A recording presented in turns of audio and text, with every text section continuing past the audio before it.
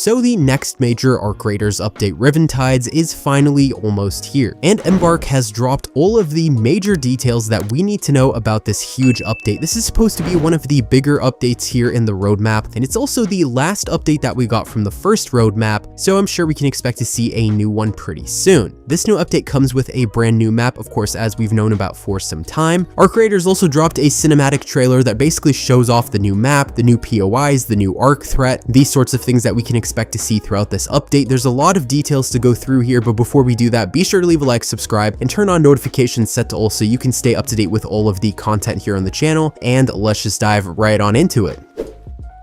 So first things first, the Riven Tides map itself is set on an abandoned shoreline. So basically, lore-wise for the story, this shoreline was abandoned twice, once during the Exodus, and then the second time was during that first wave, because people could not hold down the fort against the incoming arcs. So basically, there's a big resort, the Panorama Azzurro, and this is kind of like the focal point of this map. This is sort of the building where almost everything is sort of built around it. So you've got the Azzurro Beach, you've got the tennis courts, you've got the Azzurro restaurant or something like that. So a lot of this map is kind of built around the presence of this resort. Of course, it's not the only thing because we do still have that port with all the shipping docks and things like that. But the Panorama Azzurro is a huge portion of this map and it's got a lot tied to it. It looks like a really cool, visually interesting map. It's definitely pretty different compared to some of the ones that we had before. I really like that this is a little bit more of a sunny map, that there's, you know, a beach and that it has that sort of different feel to it compared to something like, for instance, Dam Battlegrounds or Blue Gate. So the new arc enemy is the Arc Turbine. It looks like this is the only new arc that's going to be added in this update, but this is a new large arc. It's another floating, flying arc type of a thing. It's supposed to be apparently pretty calm and quiet, and it just sort of drifts along unless you mess with it or it spots you. Apparently also, if you try to interfere, you're going to be set up for a unique fight because its defensive abilities are different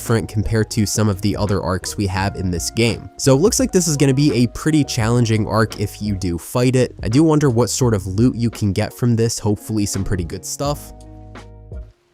Now, the new map condition is actually a minor map condition. They didn't write that on the roadmap. I'm not sure if there was supposed to be a major one or just a standard one, or if it was supposed to be a minor map condition the whole time. But anyways, this one is called Beachcombing. So you're supposed to keep an eye out for the Dockmaster's detector during a session, and then you sweep it across the sand to uncover buried loot hidden beneath the surface. It says what you dig up will vary. Just keep in mind that the detector takes up a weapon slot, and the richest hunting grounds are out in the open. So you do definitely have a high risk but possibly high reward for doing this. There are two new items, which are the Crash Mat and the Powered Descender. So it says here, getting from A to B is never easy in the Rust Belt, but it's even harder when A is 100 feet high and B is all the way on the ground. With two new fall mitigation items, skillful raiders can learn to defy gravity as long as they remain focused. So a lot of people definitely have been really interested in that Crash Mat. I think it would definitely be good if you're trying to maybe fight that new arc and you're falling from the sky. It does sound like a pretty cool addition here in this new update. There's also a new event that's going to be added, and this is called Last Resort. So this is going to be running until May 25th. So it's going to start, I believe, when the new update drops on April 28th. And the Last Resort event will reward you with merits as your XP converts during play on any map. So you can play on any map. It doesn't have to be specifically on Riven Tides. So in order to get bonus gains, so extra points, you can hunt down miniature ship models that are hidden throughout the world, each one carrying a merit value based on the ship's rarity. Rack up enough merits to unlock 3 pages of rewards, including the Junior Outfit, Hydrologist Backpack, Hose Attachment, Brass Faucet Charm, new emotes, and 250 Raider tokens in total. So this is actually pretty different compared to what we've seen before. I guess this is sort of like a Raider deck style situation here, but you actually have to work towards it within a time frame and do something very specific in order to get the Raider deck style stuff, basically. Now, I don't know how well this would sit with some people. I know a lot of people are not fans of that FOMO kind of event stuff, but it is a little bit of a switch up from the Raider decks. It might be more fun to actually have something specific to do in order to get that stuff, basically. But you know, it is limited time, so you do have until May 25th. It's a long time from now. It's basically like a little less than a month, but it should be enough time if you're playing pretty often on this new update. To me, this kind of just feels like more of a standard battle pass that you'd see in any other game. I'm more of a fan of what the raider decks are, which is that they just stay the whole time with you, because I personally don't really like when there's a limited amount of time to do something. It just feels too pressuring, I think, for some people, especially for a game that's more casual like Arc Raiders. But let me know what you guys think of that in the comments below.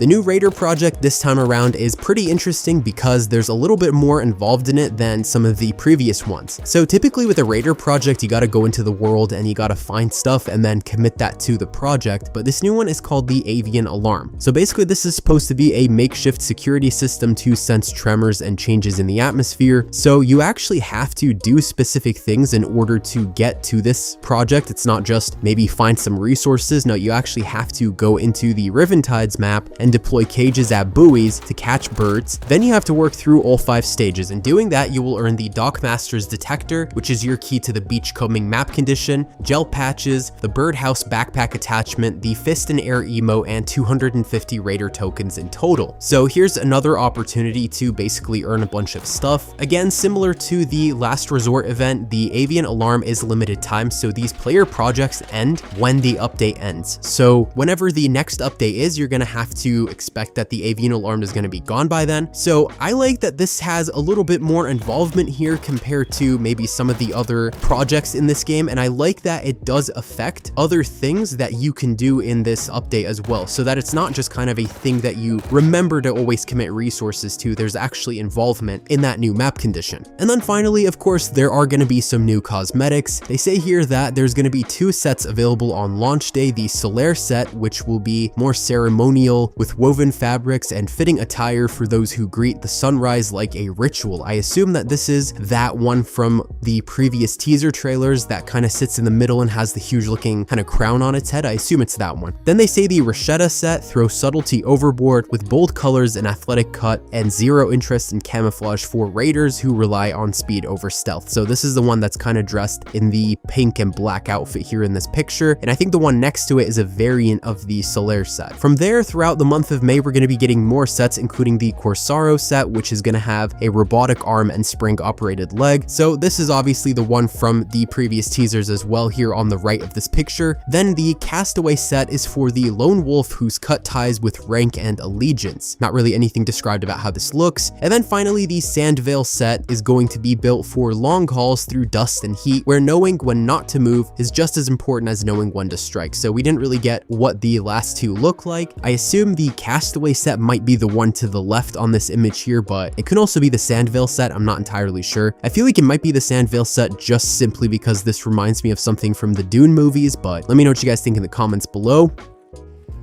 And then just an addition here to the update is Trials Season 4. So I talked about this in a short, but the Season 4 trials are going to be kicking off on April 29th. So previously in the other seasons, it wouldn't take place during the expedition window, but that's changing this time. It's basically going to be launching effectively at the same time as Riven Tides, just a day delay. There are some pretty big changes with Trials Season 4. So you don't get double progress for playing on major map conditions. Trials are no longer going to be tied to specific map conditions, and there's going to be more variation in Trials challenges. Additionally, they did say that they are reviewing how Trials are currently being conducted and if they're going to be adding any more changes into the future. They said that they want to make things more fair for everyone, because they said that a lot of people were kind of bringing up that it's unfair how a squad can complete certain things much better than a solo raider can. So it looks like they're going to be taking these things into account. And then the reward for the Season 4 Trials is the blind spot outfit. This actually changed its name from last night when I made that short. They called it the recon outfit before. I don't know why they changed it, but whatever, it doesn't matter. And basically we actually got a glimpse of this one in the new cinematic trailer. They actually did change quite a lot of the description on this one here, but they say that you can unlock the base outfit by reaching the rank of Tryhard 1 and then new toggles as you progress through the season. If you reach the ranks of Hotshot and then Cantina Legend, you're going to get alternate colors for the blind spot set. A new backpack color, backpack charm, and attachment are available as you progress your badge. Then if you make it to Daredevil rank, you will get the River Dance emote. So if you like emotes, there's plenty of them in this new update. I think Riven Tides does look like a pretty interesting one. I personally am really excited to play on the new map. I think that it's really cool that it's a beachfront, that it's got a different vibe compared to some of the other maps we've had in this game so far, and Arc Raiders was definitely due for a new map. I know that pretty soon after launch we did get Stella Montis, and yeah, it was a new map at the time, but it's been a couple of months, so it's nice to see a new map here. I know a lot of people were kind of getting a little bit bored with some of the content content in the game, so this season does seem like it's introducing a lot of stuff